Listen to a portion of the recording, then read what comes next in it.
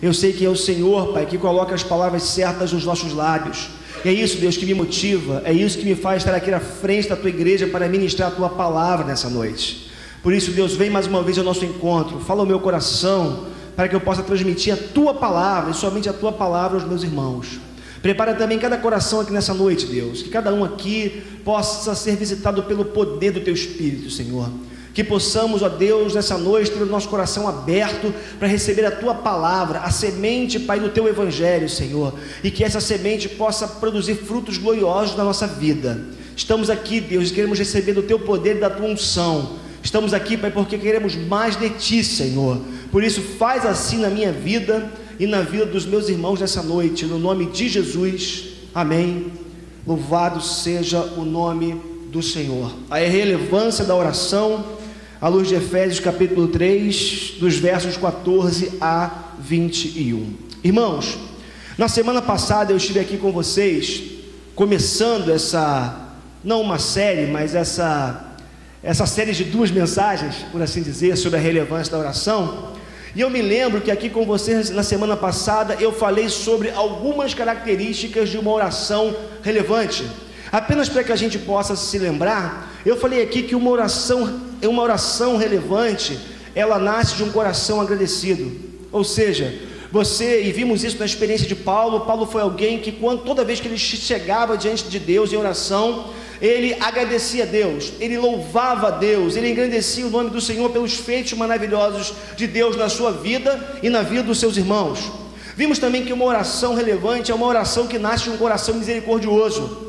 E vimos aqui como que Paulo intercedia fervorosamente pela vida dos seus irmãos. Vimos a preocupação de Paulo com as pessoas que o cercavam. Aqui também nós podemos ver que uma oração relevante é uma oração dirigida a quem de fato pode atendê-la. Vimos que Paulo disse assim: me prostro diante o Pai de Jesus Cristo. É interessante porque toda a oração de Paulo, em todas as suas orações, Paulo ele procurava pontuar para quem a sua oração estava sendo dirigida, e ele aprendeu isso com Jesus, e ele orava ao Pai, orava para Deus, ele orava ao Senhor, pedindo que o Senhor o abençoasse. Vimos também que uma oração relevante, uma oração eficaz, é uma oração que busca sabedoria e conhecimento de Deus. Impressionante como que existe uma gama de conhecimento espiritual, de verdades espirituais que estão à nossa disposição, mas eu diria, sem medo de errar, que se nós não buscarmos a revelação de Deus, nós podemos ter até algum conhecimento teórico, podemos ser até bons em teologia, mas vai nos faltar esse conhecimento que vem do fruto da revelação de Deus ao mais íntimo do nosso ser, que é o que tem capaz de produzir força e vida espiritual em cada um de nós. E por último, nós vimos também aqui que uma oração relevante, ou uma oração eficaz, é uma oração que alimenta o nosso coração de esperança. Vimos que como Paulo ele orava pedindo que o coração dos seus irmãos fosse fortalecido. E vimos aqui que Paulo ele fazia questão de embasar a sua oração, de encher a sua oração de conteúdo bíblico e teológico. Ou seja, ele lembrava dos atributos de Deus, ele lembrava daquilo que Deus era, do caráter de Deus, e mais ou menos assim na sua oração ele dizia: é esse Deus que eu estou orando, é esse Deus que tem um caráter como esse, é esse Deus que tem um poder como esse, é para Ele que nós estamos aqui em oração. E aí, queridos, é interessante porque tudo isso nós vimos no capítulo 1 de Efésios. Todavia, nós hoje vamos fazer uma análise do capítulo 3 desse mesmo livro, porque Paulo meio vai que continuar a sua oração. Dentro de um contexto parecido no qual ele se encontrava, Paulo vai continuar orando, vai continuar pedindo coisas importantes para a sua vida e para a vida dos seus irmãos. E é justamente sobre essa oração do capítulo 3 que eu quero poder falar com vocês aqui um pouco nessa noite. É interessante porque quando a gente olha para o capítulo 3 de Efésios, antes de falar do ponto central da oração de Paulo, nós vemos que essa oração de Paulo no capítulo 3, ela está embasada, ela está sobre algumas bases. Paulo vai fazer uma oração, Paulo vai pedir algo específico a Deus, como nós vamos ver daqui a pouco, mas o que nós vamos ver, já podemos ver, é que o Paulo, ele vai embasar esse pedido em algumas verdades que antecedem esse pedido central dele. É interessante porque uma coisa que me chamou a atenção no texto, e aí a gente vai começar já a analisar aqui, é que Paulo tinha uma consciência muito forte da graça de Deus. E eu queria que você visse comigo, porque ainda no verso 2, ele vai dizer assim, certamente, voltando um pouco no texto que nós lemos hoje, né, nós lemos a partir do verso 14, mas pegando o capítulo desde o início, Paulo vai dizer assim no verso 2, certamente, vocês ouviram falar da responsabilidade imposta a mim em favor de vocês pela graça de Deus. Gente, olha o que Paulo está dizendo. Paulo está fazendo uma oração pelos seus irmãos, mas Paulo vai dizer o seguinte para eles: olha, eu quero que vocês entendam uma coisa, pela graça de Deus eu fui salvo. Pela graça de Deus eu fui chamado para um ofício, para algo. E eu quero que vocês entendam o seguinte: essa graça, por mais que a salvação tenha acontecido na minha vida pela graça de Deus, como acontece na vida de cada um de nós, essa graça impôs a mim uma responsabilidade. O que eu queria que nós começássemos a entender nessa noite é que a graça de Deus, conquanto seja maravilhosa e nos abra a porta para uma vida espiritual na presença de Deus, e como a própria palavra de Deus diz, né, graça significa favor imerecido. Essa graça é uma graça que nos chama para responsabilidade todos os dias. E Paulo tinha consciência disso. Paulo tinha consciência que por mais que ele tivesse recebido de graça a bênção da salvação, ele estava preso a uma responsabilidade que essa graça colocava sobre ele. Paulo tinha uma consciência forte, e isso é que fazia com que Paulo tivesse uma responsabilidade sobre a vida dos seus irmãos, e fazia com que ele orasse efetivamente, constantemente, pela vida das pessoas que o cercavam. A graça responsável, a graça que não é barateada, a graça que é valorizada e que, por assim dizer, me associa e que me prende a outras pessoas que receberam a graça assim como eu. É interessante porque o Paulo, ele tinha essa consciência: Deus me alcançou, Deus me abençoou, mas essa graça me prende a outras pessoas. Essa graça me aprisiona, por assim dizer, me acorrenta a outras pessoas que foram salvas, assim como eu, por meio dessa graça. Uma outra base da oração de Paulo, e já como consequência da primeira, é que Paulo tinha uma consciência muito grande de que esta oração que ele estava fazendo estava baseada no chamado que ele tinha para exercer o ministério. Queridos, em nome de Jesus, entendam uma coisa. Olha que coisa interessante nós vemos no verso 7. Desde que me tornei ministro pelo dom da graça de Deus, a mim concedida pela operação do seu poder. Olha o que Paulo está dizendo: desde que me tornei ministro pelo dom da graça de Deus, que foi a ele concedida pela operação do poder de Deus na vida dele. Sabe o que Paulo está dizendo? Eu sou um ministro de Cristo. Eu sou alguém que recebeu uma incumbência, uma responsabilidade, e eu existo hoje para cumprir esse chamado de Deus na minha vida. É interessante porque, como eu falei aqui, Paulo era um ministro de Cristo pela graça de Deus. E sabe qual é a palavra grega usada para simbolizar para a palavra ministério? É a palavra diaconia, que significa serviço. Sabe o que eu queria que você pudesse entender nessa noite, em nome de Jesus? É que não existe na vida do cristão a possibilidade de vivermos na presença de Deus sem estarmos servindo. Não existe a possibilidade de nós falarmos que servimos a Deus, que andamos com Deus, que andamos na presença dEle, que vivemos para Ele, se nós não temos uma consciência do nosso ministério, ou seja, do nosso chamado para servir a Deus. E aí, eu sei que paira muitas vezes na nossa cabeça um equívoco, qual seja nós acharmos que ministro é somente aquele que trabalha na igreja, muitas vezes de tempo integral, e ganha às vezes um salário para fazer isso. Às vezes a gente acha que o ministro de Deus é somente aquele que cursou um seminário, que passou por uma faculdade teológica e assumiu uma igreja para pastorear. Todavia, quando você vai para os evangelhos, quando você vai para a palavra de Deus, o que você percebe é que há um chamado de Deus para cada cristão se tornar um ministro, um diáconos, um servo de Deus, para servir a Deus por meio da igreja e por meio dos dons e talentos e habilidades que Deus tem nos dado. E aí a gente precisa entender nessa noite, e a gente bate muito nessa tecla aqui na igreja, é que existem várias maneiras de servirmos a Deus. Você pode servir a Deus aqui na igreja, e é uma bênção, é importante você fazer isso, porque a igreja ganha com o seu serviço, é bem verdade, a igreja cresce na proposta de evangelizar e alcançar outras pessoas, mas Deus deu a você um dom, uma habilidade, um talento, e você tem trabalhado na sua vida profissional e pessoal lá fora. E o que eu queria que você entendesse é que é possível você servir a Deus com essa habilidade, essa capacidade que Deus te deu. Uma coisa importante você entender é que Deus chama você não somente para você trabalhar, se cansar ao longo de uma semana e um mês inteiro e ganhar o seu salário e você achar que ali você fez tudo o que você tinha que fazer.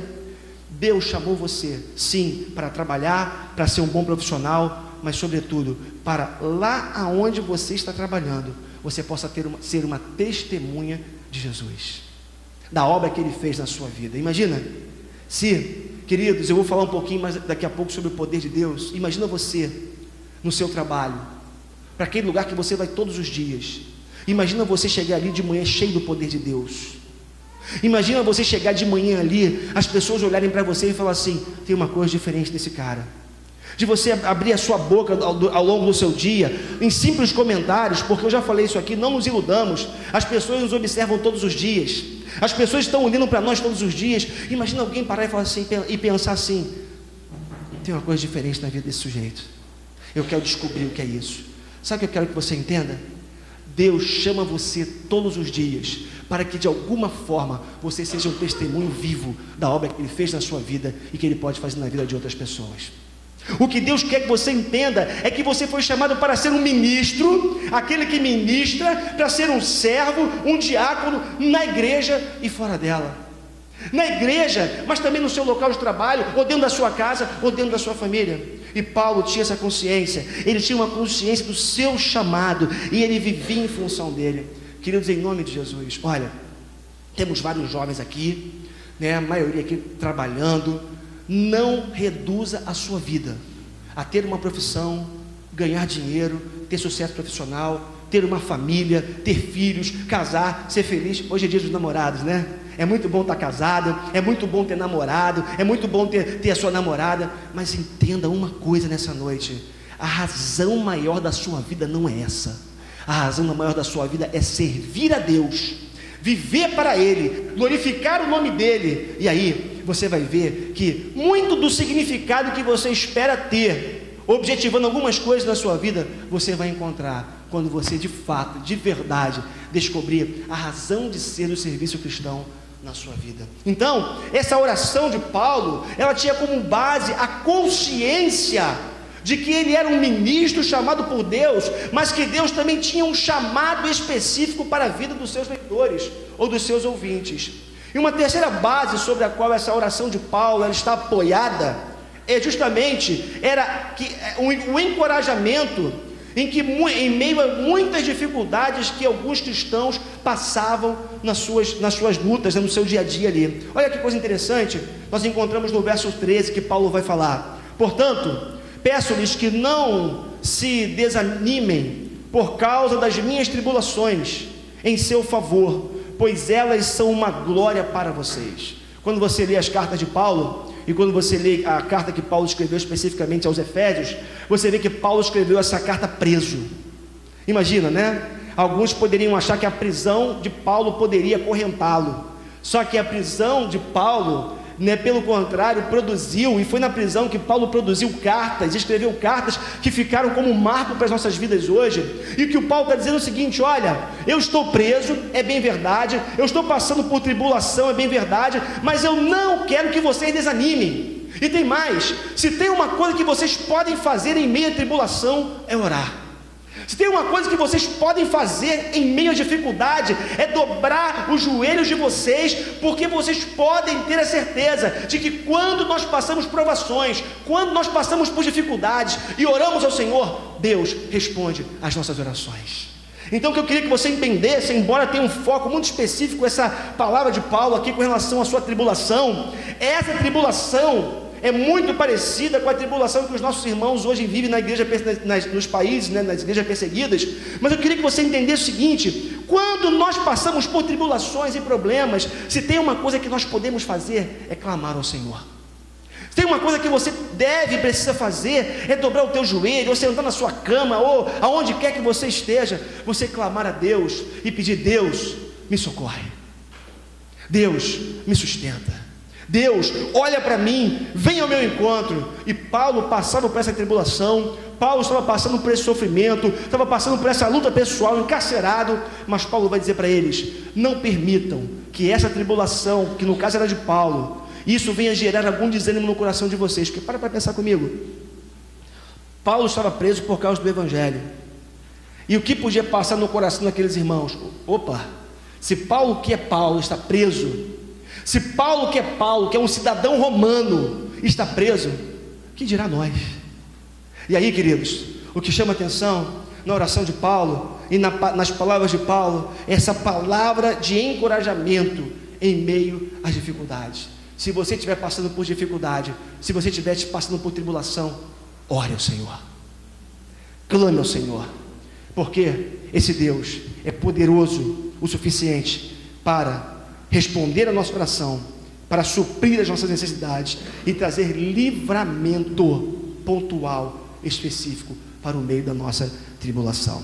Mas aí, o que me chama a atenção é que a oração de Paulo vai ter um centro. Até aqui eu falei das bases da oração de Paulo, mas Paulo vai pedir algo específico a Deus.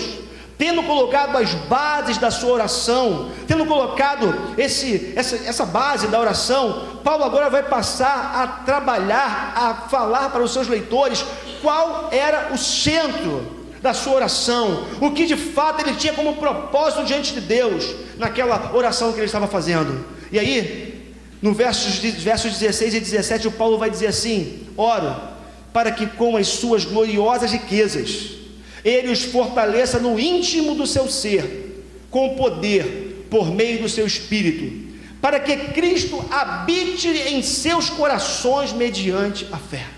Olha o que Paulo está falando, olha o que Paulo está pedindo. Paulo podia pedir N coisas a Deus. Paulo estava encarcerado, Paulo sabia das dificuldades, mas o que Paulo vai orar, e o centro da oração de Paulo vai ser: Deus, dá-nos do teu poder. Senhor, derrama do teu poder sobre a tua igreja. Senhor, derrama do teu poder sobre a vida dos teus filhos, derrama do teu poder sobre a vida dos teus servos, derrama do teu poder sobre a minha vida. Paulo sabia que para que ele tivesse sucesso no seu ministério, e para que os cristãos, seus irmãos, tivessem sucesso na pregação do Evangelho, no avanço do reino de Deus, eles precisariam receber poder de Deus nas suas vidas. Agora, é interessante, porque repare que Paulo não está falando de uma empolgação superficial e passageira, por exemplo, como aquelas que acontecem em alguns cultos, em alguns retiros que a gente participa. Já viu isso? Tem crente que tem assim uma capacidade muito grande de ficar viciado em eventos que possam ter o poder de gerar algum nível de poder nas suas vidas. É mais ou menos assim: a gente espera que um culto seja totalmente avivado para a gente receber poder. A gente acha que somente os retiros espirituais que nós participamos no Carnaval, Semana Santa, ou retiros de uma forma em geral, têm o poder de produzir um avivamento e gerar poder espiritual na nossa vida. O grande problema desses eventos, eu não tenho nada contra eles, eu não tenho nada contra retiros, gosto muito de retiros, não gosto nada de culto, não tenho nenhum problema com cultos avivados, eu gosto de cultos às vezes quando a gente está aqui celebrando a Deus, mas o grande problema é a gente ficar viciado em eventos pontuais e achar que o poder de Deus necessita especificamente de eventos para vir sobre a nossa vida. E aí, queridos, uma vez viciados em eventos, uma vez viciados em acontecimentos pontuais, o que acontece, e vou falar um pouquinho sobre isso daqui a pouco, nós vamos vivendo uma espécie de montanha-russa espiritual. Se tem evento, eu estou bem. Se não tem evento, eu estou lá embaixo. Se tem culto avivado, eu estou cheio de poder e unção. Se não tem, eu estou frio e como uma pedra de gelo. Por isso, meus irmãos, em nome de Jesus, entenda que na oração de Paulo está orando para que os seus leitores, os seus ouvintes fossem cheios de um poder de Deus, uma capacitação do alto de tal forma que eles pudessem viver uma vida frutífera, uma vida constante, uma vida próspera na presença de Deus, onde o nome de Deus fosse glorificado e o reino de Deus avançasse e a igreja fosse caminhando e avançando na conquista de vidas para a glória de Deus. Agora, que poder é esse? Que poder é esse que eu estou me referindo? Eu queria que nós pudéssemos entender Para quê? O que é? E para que serve esse poder de Deus na minha vida e na sua vida, assim como aconteceu na vida dos leitores de Paulo? Primeiro, eu queria que você entendesse que esse poder é o poder da efetividade espiritual. Poder da efetividade espiritual. Preste atenção, Paulo está orando para que os seus leitores pudessem exercer efetivamente o ministério de que Deus havia confiado a eles. Paulo tinha bem claro em sua mente que todo cristão é um ministro de Deus e que deve cumprir os seus propósitos, os propósitos que Deus determinou para as suas vidas. Olha que coisa interessante, Paulo estava dizendo: olha, vocês são ministros de Deus e vocês vão precisar receber um poder de Deus sobre a vida de vocês, se vocês quiserem de fato ter um ministério frutífero na vida de vocês. Agora, sabe por onde que passa essa efetividade espiritual? Sabe por onde que passa essa capacidade de produzir frutos espirituais? Em primeiro lugar, poder para proclamar o Evangelho. Queridos, olha só que interessante, Paulo vai dizer. Ele vai dizer que a mensagem em 1 Coríntios, faltou aqui a referência, mas é 1 Coríntios capítulo 1, verso 18, Paulo vai dizer assim: a mensagem da cruz é loucura para os que estão perecendo, mas para nós que estamos sendo salvos, é o poder de Deus. Sabe o que Deus quer fazer na sua vida? Deus quer fazer de você um proclamador das boas novas. Deus quer fazer de você alguém com autoridade, com unção, para abrir a sua boca e falar das verdades do Evangelho. Gente, para pensar comigo. Imagina um exército de homens e mulheres cheios do poder de Deus, com conhecimento da palavra de Deus. Imagina um exército de homens e mulheres de Deus que saiam todos os dias.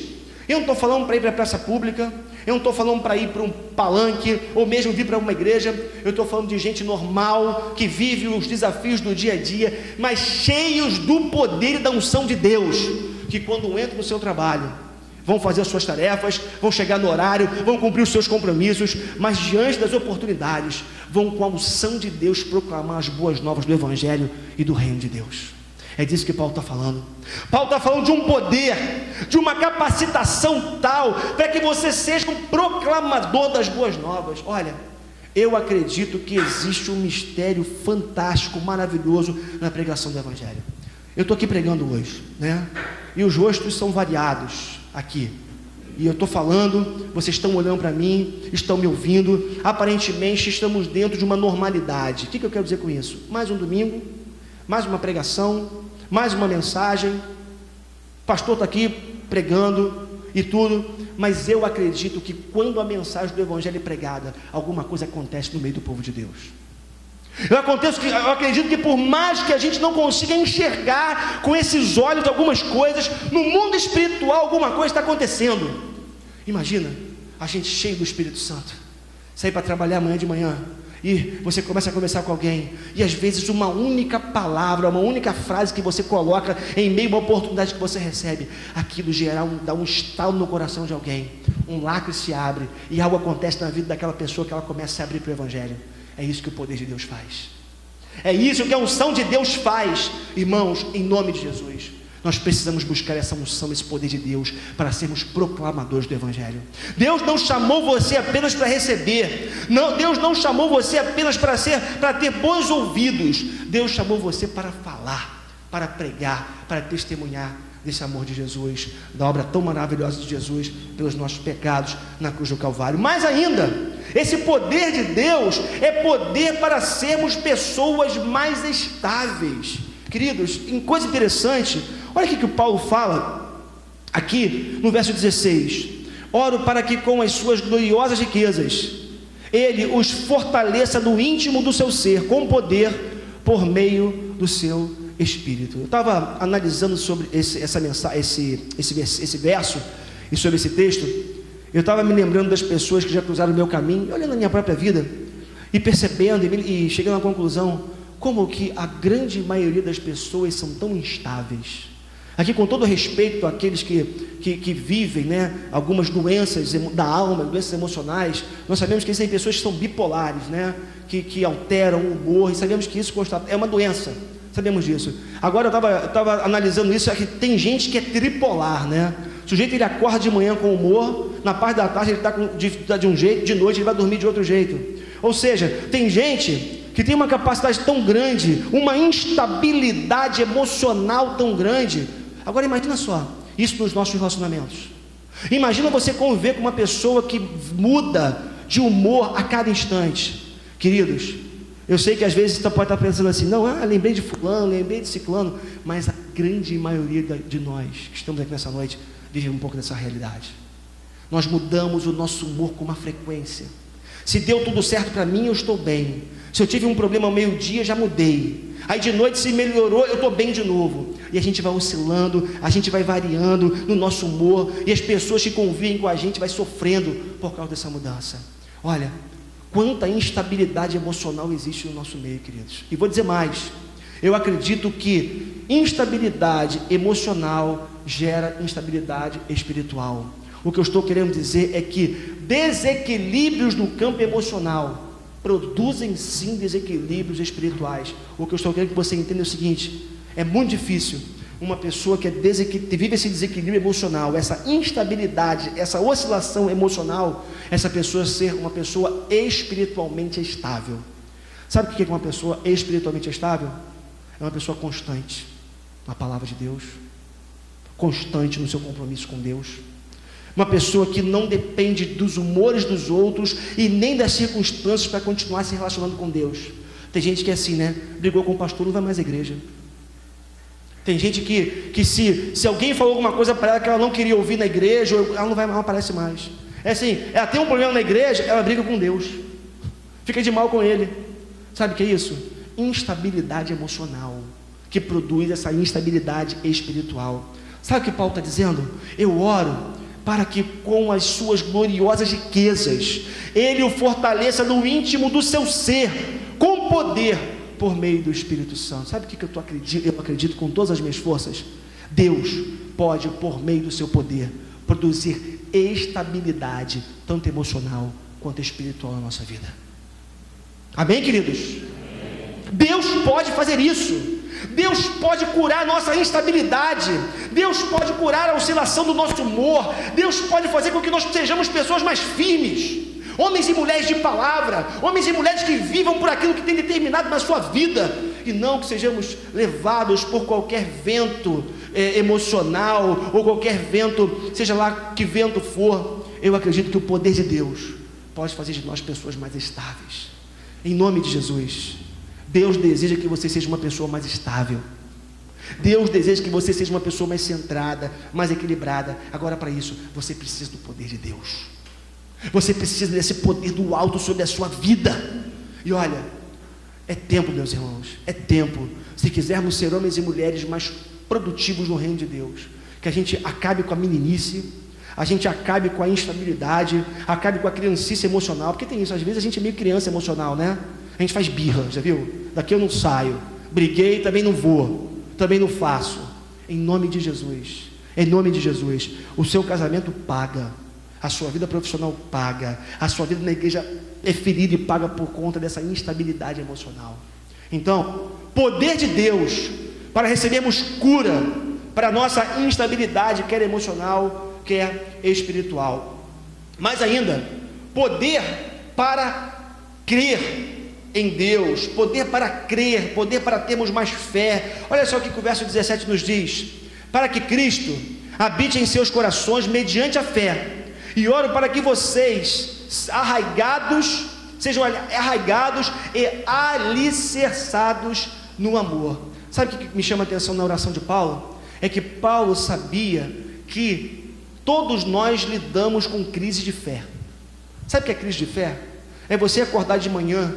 Outro dia eu perguntei para uma pessoa assim, né, provocando ali no meu escritório: rapaz, imagina se um dia a gente descobrir que tudo isso que a gente acredita como sendo verdade, né, que para nós é verdade, que a Bíblia é a palavra de Deus, certo? Que existe um Deus pessoal e soberano que cuida de cada um de nós. Imagina se você acorda um dia de manhã e você descobre que tudo isso é mentira, que nada disso faz sentido, né? Eu estava provocando alguém, aí eu perguntei: será que você nunca acordou de manhã e pensou nisso? Eu acredito que todos nós já tivemos essa crise de fé. Será que aquilo que o pastor pregou domingo é verdade? Será que a Bíblia mesmo é a palavra de Deus?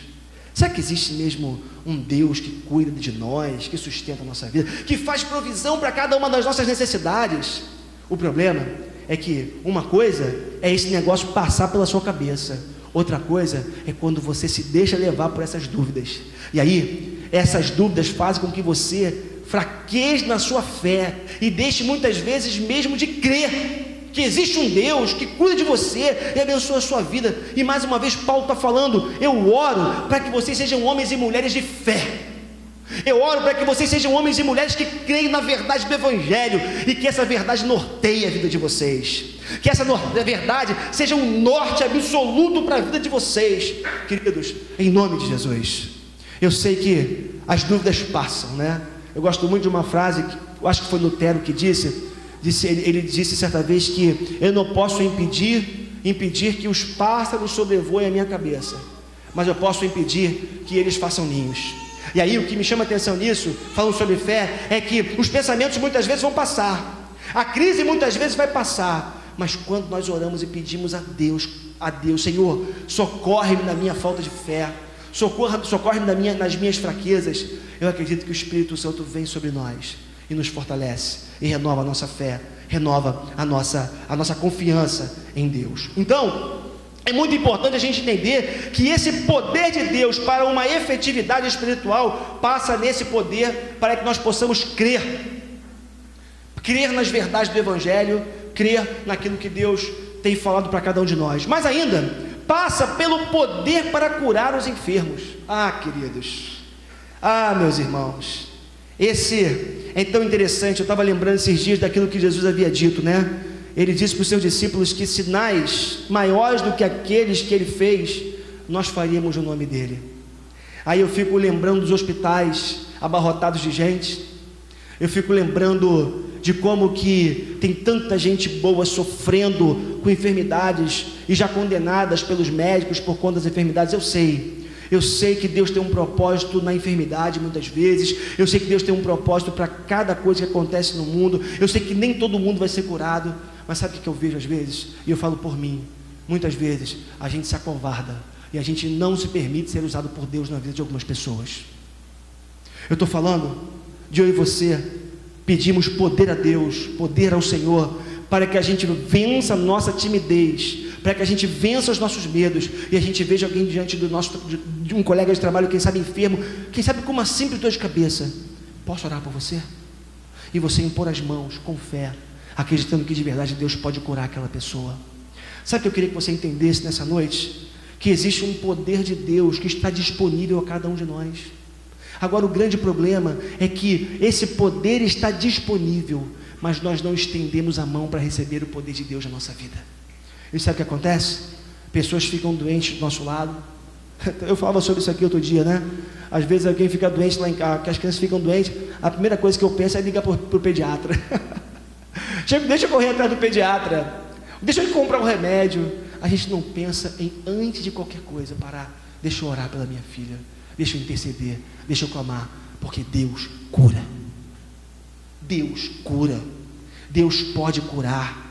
Queridos, em nome de Jesus, que esse poder possa ser derramado sobre as nossas vidas. Olha que coisa bonita, o verso 17 de Marcos 16 vai nos dizer: estes sinais seguirão os que creem, em meu nome expulsarão demônios, falarão novas línguas, pegarão em serpentes, e se beberem algum veneno mortal, não lhes fará mal algum, imporão sobre as mãos sobre os doentes, e estes ficarão o quê?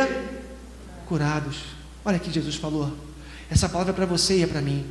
Deus quer derramar poder sobre a sua vida, para que você imponha as mãos sobre os enfermos e eles fiquem curados. Agora, a questão é, até que ponto nós cremos nisso? Até que ponto nós acreditamos que essa palavra é para hoje, e é para a minha vida e para a sua vida? Você pode pensar assim como alguns liberais vão pensar: não, esse negócio é para o tempo de Jesus, poder não é para hoje, negócio de poder, de cura, de sinais não é para os nossos dias, isso aí foi para um tempo específico, uma dispensação específica. Em nome de Jesus, isso aqui é para a sua vida e é para a minha vida, isso aqui é para você e é para mim. Nós precisamos buscar poder de Deus e fazermos diferença nesse mundo que Deus tem nos colocado. Mas ainda, olha que coisa interessante, porque também esse poder é um poder sobre os demônios. Ainda mesmo o verso 17 de Marcos 16 vai dizer assim: estes sinais seguirão os que creem, em meu nome expulsarão demônios. Queridos, eu sei que muita gente tem medo desse negócio, né?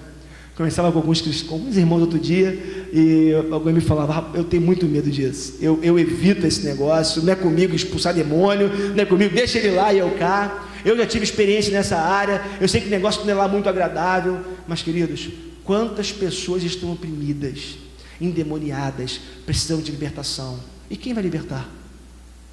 Quem é responsável por essa libertação? É o pastor somente? Aquela irmãzinha da oração que a gente julga ser cheio de poder? Tem gente fazendo assim para mim, né? Não é não, é você. É você que tem autoridade no Espírito Santo de Deus para impor as mãos sobre o endemoniado e ver essa pessoa liberta em nome de Jesus. É você que recebeu o poder de Deus. E olha, tem muita gente, não vou dizer nem endemoniada, que é a manifestação, tem muita gente oprimida, tem muita gente doente espiritualmente, e tem gente mesmo que, se você botar a mão, vai cair endemoniado, de tão oprimida que está, de tão usada pelo diabo que está. Agora, cristão não pode ter medo de demônio, crente não pode ter medo do diabo, porque a Bíblia nos garante que se o diabo, né, acho que foi o pastor Marcelo que disse isso aqui de manhã, ele está como um leão, né? Ele não é um leão, ele está por aí rugindo como um leão, mas ele não é o leão. E o que você precisa entender é que, por mais que ele faça barulho, você tem o poder de Deus sobre a sua vida. Por mais que muitas vezes o diabo apronte muitas por aí, o poder de Deus está sobre você, e você pode, na autoridade de Jesus, não na sua autoridade.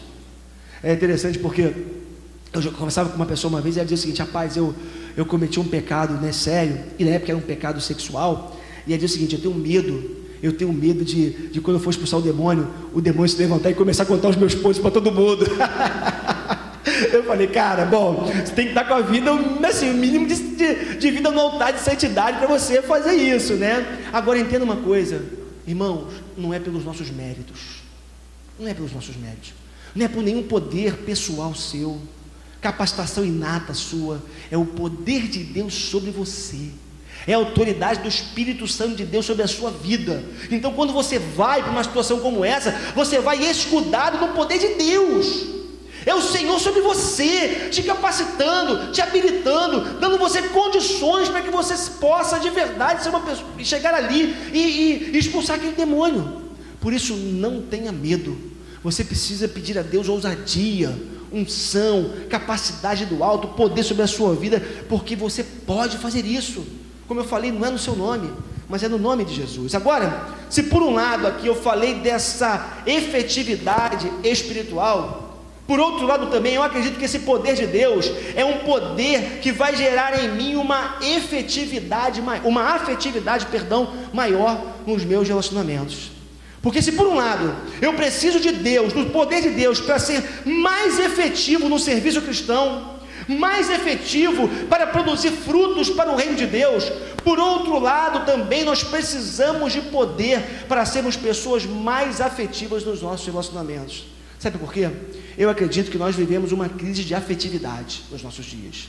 É interessante, né? Porque quando você viaja para os Estados Unidos de vez em quando você chega lá, eles exaltam muito e falam muito dessa capacidade nossa de sermos mais calorosos, né? De sermos mais afetivos. Eu já escutei essa expressão vindo dos americanos: vocês são pessoas mais afetivas, mais calorosas. Entretanto, eu acredito que nós vivemos dias de uma profunda crise de afetividade.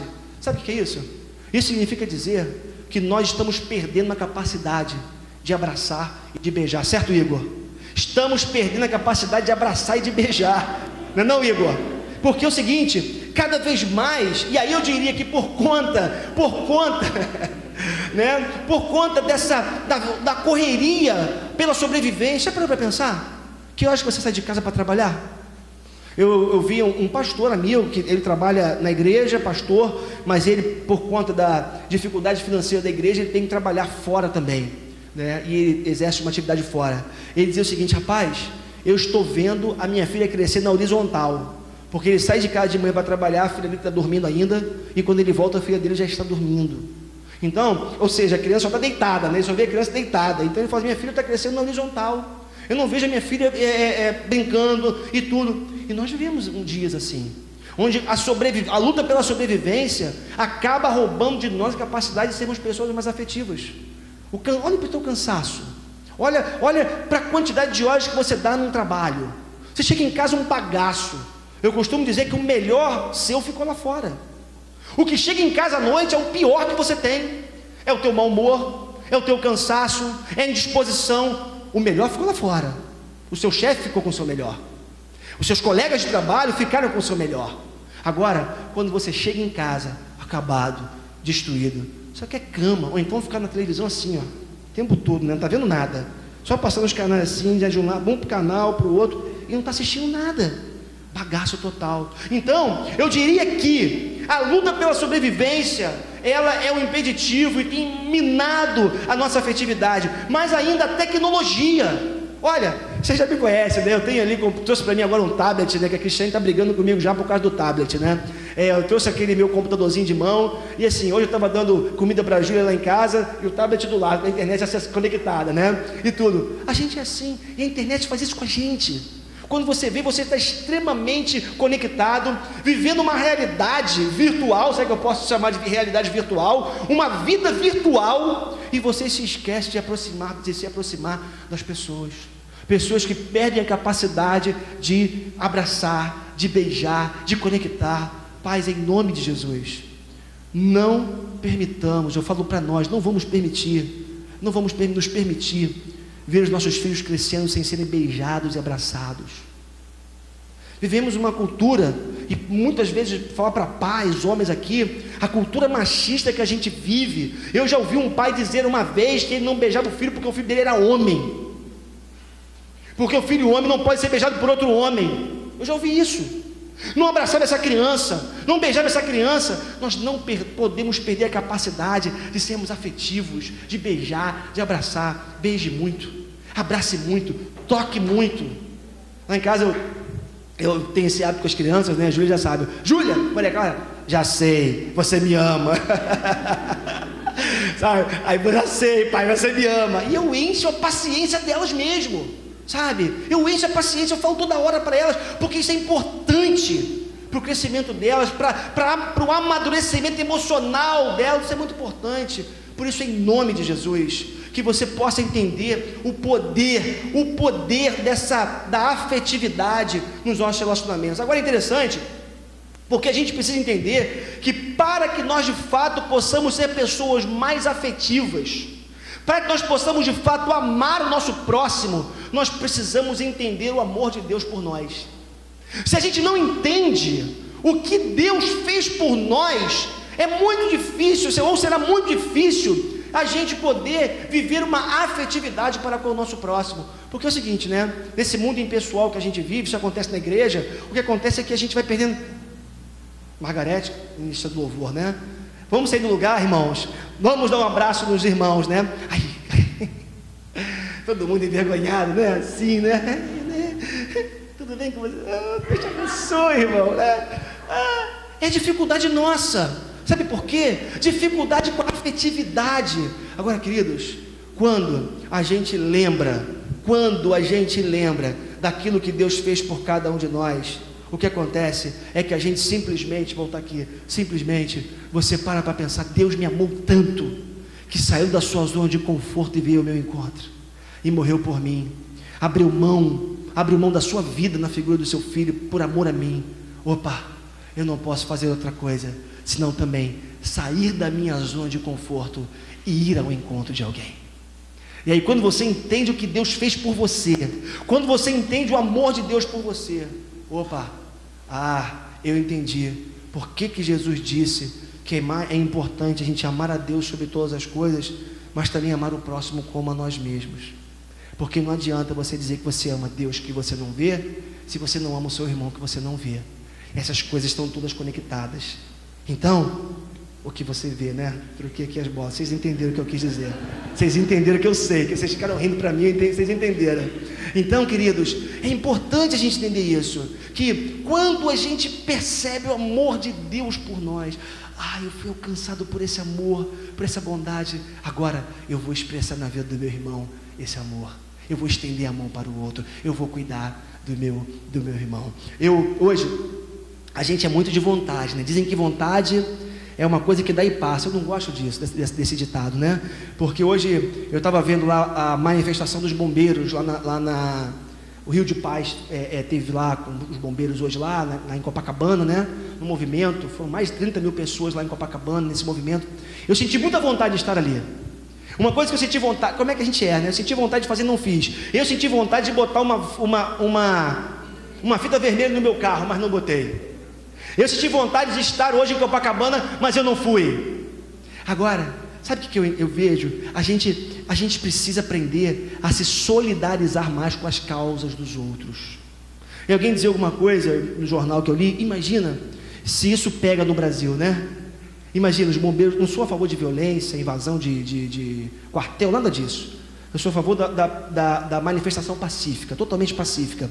Agora imagina, se isso pega no Brasil, a gente começar a se solidarizar, não só com os bombeiros, mas com os irmãos lá da Defesa Civil. A gente começa a se solidarizar com os professores quando vão clamar por melhores salários. E aí não só a classe, mas todo mundo ir junto. Sabe o que é isso? É solidariedade. Eu vou dizer mais, nós cristãos, melhor do que qualquer ou mais do que qualquer outra pessoa, nós temos que aprender a ser solidários com a causa dos menos favorecidos. Jesus fala o tempo todo isso nos evangelhos. Solidários com os menos favorecidos. E aí, por uma razão muito simples, olha para o amor de Deus. Olha para as dimensões do amor de Deus. Alguém já disse que esse amor, ele é tão largo, tão largo, tão largo, que foi capaz de alcançar todas as pessoas, o amor de Deus. De tão largo que é. Mas mais ainda, ele é tão comprido que ele vai para além do tempo. É um amor que transcende todas as barreiras temporais, de tão comprido que ele é. Ele é tão alto esse amor, que ele é capaz de pegar o pecador e levar para o céu. E ele é tão profundo que esse amor é capaz de pegar a pessoa que se encontra no estágio de maior miséria, de maior abismo emocional, espiritual, moral, e resgatar essa pessoa lá do buraco que ela se encontra e dar dignidade para ela. Esse é o amor de Deus, o amor que excede em largura, comprimento, altura e profundidade. É desse amor que o apóstolo Paulo está falando, e é esse amor que precisa nortear os nossos relacionamentos. Queridos, alguns têm recebido a bênção de Deus de serem privilegiados financeiramente, né? Eu não aguento aquela situação, o sujeito ora para Deus, fala, eu não um carro, porque aí ele bota uma agenda, né? Não, porque o Senhor me deu um carro, Senhor, eu vou te servir com esse carro, Senhor. Senhor, ele fala, Senhor, se o Senhor me der um carro, o teu reino vai ganhar, Senhor. Presta atenção, Deus, porque se o Senhor me der um carro, olha, quanta coisa eu vou poder fazer pelo teu reino. Ou então, se o Senhor me der um emprego, Senhor, Senhor, quanta gente eu vou abençoar. Olha o dízimo da igreja, Deus. Aí Deus dá o emprego, Deus dá o carro, Deus dá o casamento, Deus dá a condição. E o problema é que a gente entra numa zona de conforto com a bênção que Deus nos deu, e a gente não sai para abençoar outras pessoas. Queridos, em nome de Jesus, você quer poder de Deus? Eu acho que o povo não quer poder de Deus não. Você quer poder de Deus sobre a sua vida? Amém? Então prepare-se para sair do lugar, porque Deus não vai dar poder para quem quiser ficar sentado num banco de igreja apenas para ouvir uma mensagem domingo após domingo. Se você quer poder de Deus, entenda que esse poder de Deus vai mexer com você, vai mexer com as suas estruturas, vai mexer com o mais íntimo do teu ser, vai tirar você do lugar para fazer de você uma pessoa melhor a cada dia. Como é que é, pastor Marcelo? Os passos largos, né, de Davi, né? Pastor Marcelo falava aqui de manhã. Então, Deus quer derramar poder sobre a sua vida, para que você seja diferente e faça diferença. E esse fazer diferença vai ser necessariamente na vida de alguém. Estamos dispostos a isso? Amém? Queremos isso para a nossa vida? Deus hoje nos chama para que de verdade a gente possa receber esse poder do alto. Paulo orou para que Deus pudesse derramar poder para que os seus ouvintes e leitores fossem pessoas mais estáveis, fossem pessoas que amassem mais o seu próximo, para que fossem pregadores do Evangelho, para que fizesse diferença nessa sociedade caída e corrupta que está aqui tão diante de nós.